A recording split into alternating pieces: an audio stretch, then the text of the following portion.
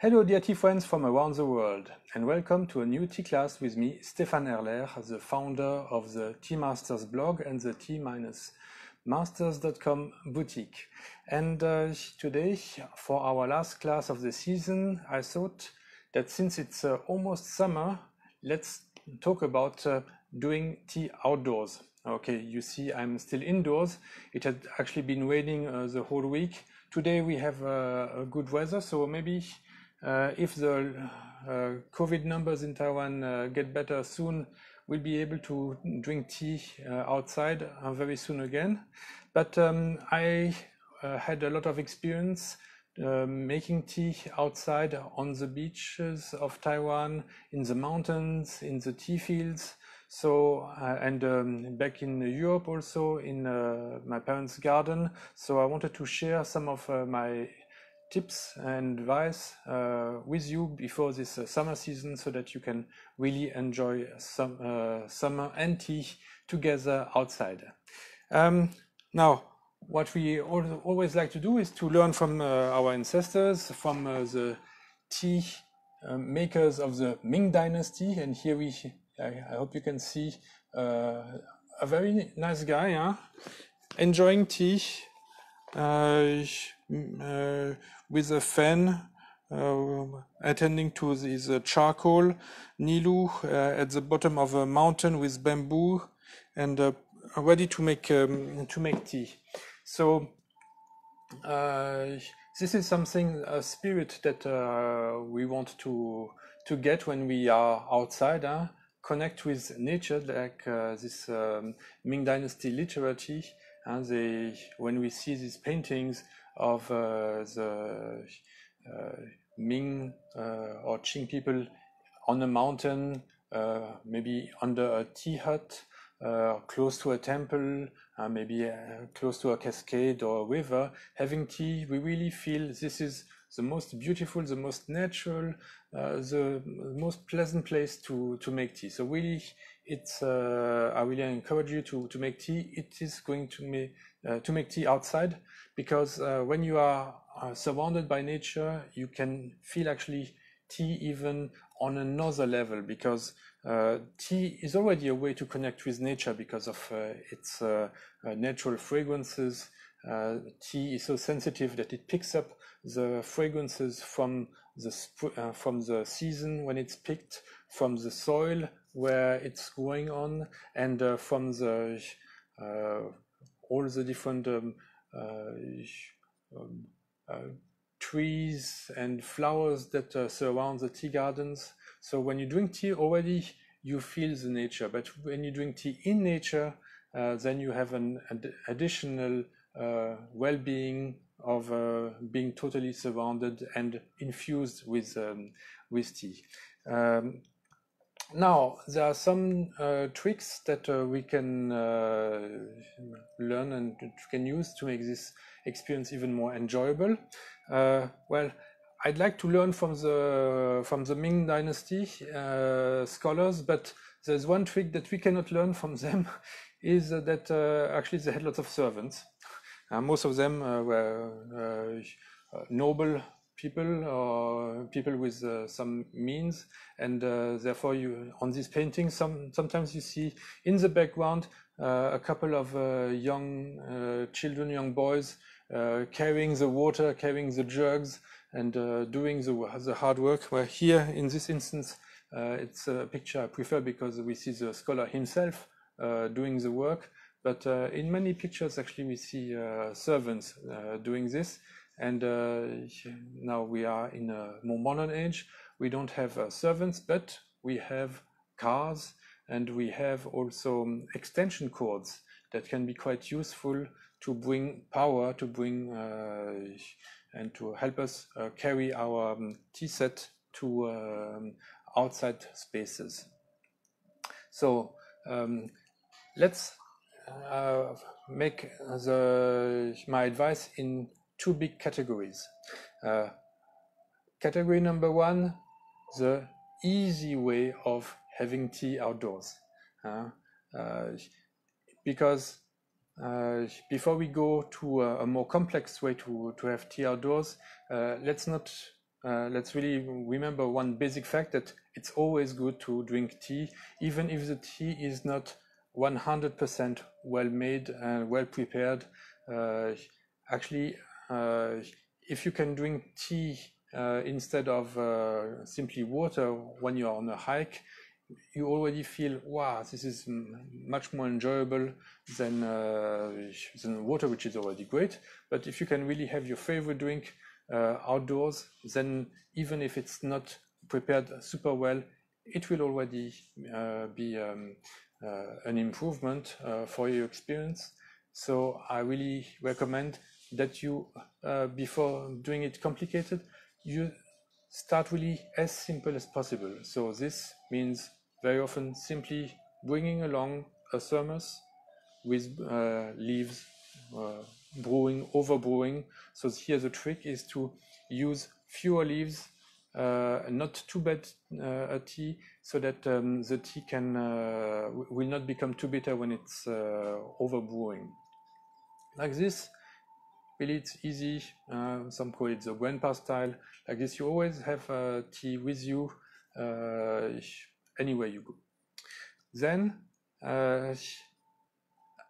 the other way to make tea is the complicated way, a little bit more like the way we do it when we are at home.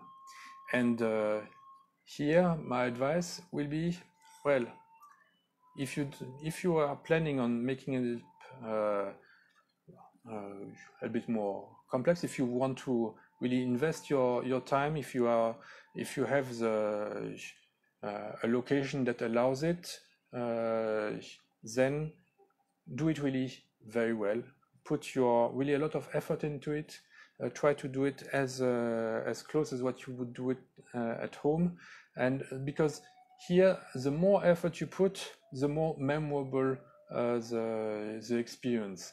It's like really you put a lot of effort, and at the end you get a great reward.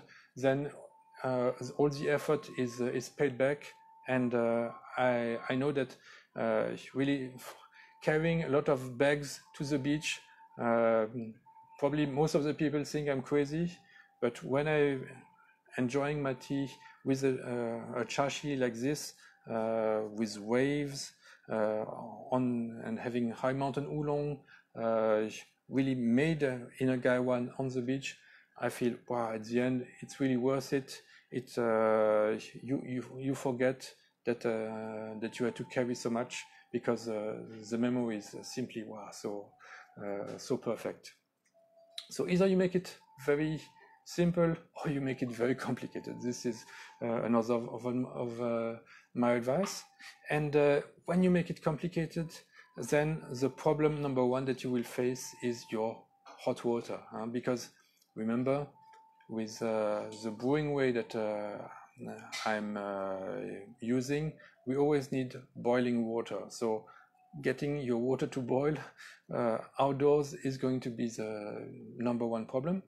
And for this, we could use charcoal, nilu, that really traditional way. If you are if you have a nilu and charcoal that is dry enough, you can try this. But there is a more modern and easier solution that I've used most of the time. It is to use a gas stove.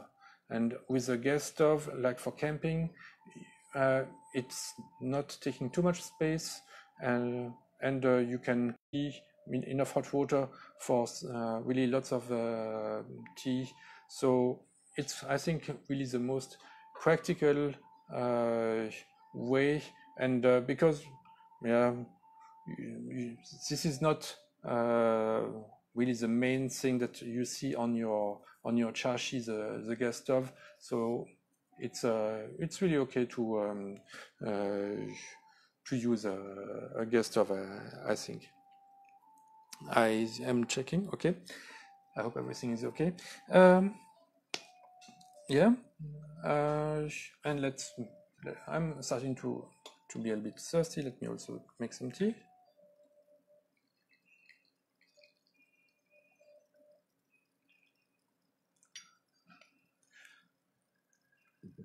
Another thing you can use is something like this, a basket to carry your tea material, all your accessories.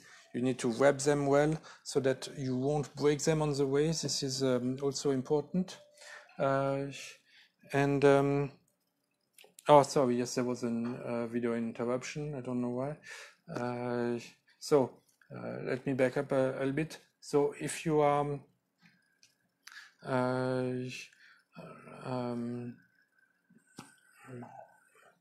yeah, so you need to really to consider your hot water, your boiling water. This is going to be the most difficult element for making tea outdoors.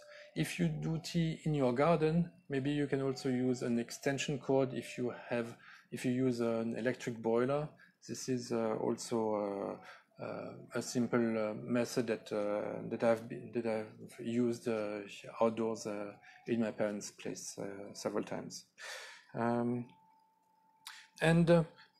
Of course, don't bring your really most precious Yixing when you are outdoor.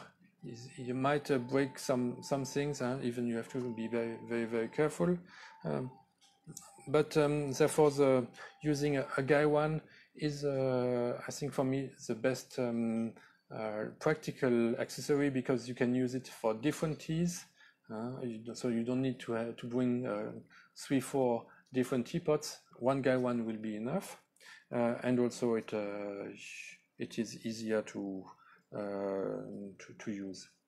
There is a little bit an intermediate solution for the tea. If you want to drink green tea, you can use also thermos with really boiling water.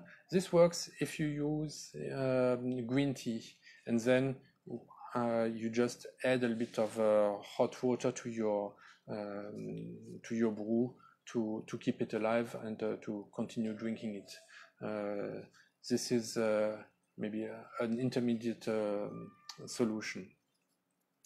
Now, this is for the equipment part, and now for the brewing part, my advice is, of course, try to match the tea that you want to drink to the feeling. Like on the beach when it's very hot, try to drink a more cooling type of tea, like a green tea or high mountain. I feel the energy of the mountain goes very well with the energy of the sea. There's a nice contrast, and it brings this freshness from the mountain and the freshness of the sea. They combine well together.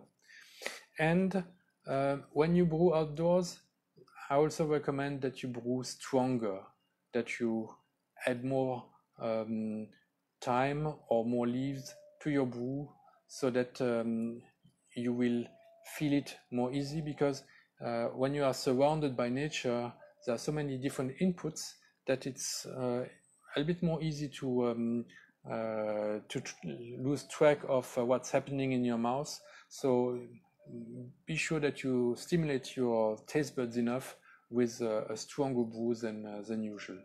But apart from that, just drink the teas that you like. Make it a great experience, and I'm sure that you will have wonderful memories thanks to the tea. And I see you again next fall for more tea classes.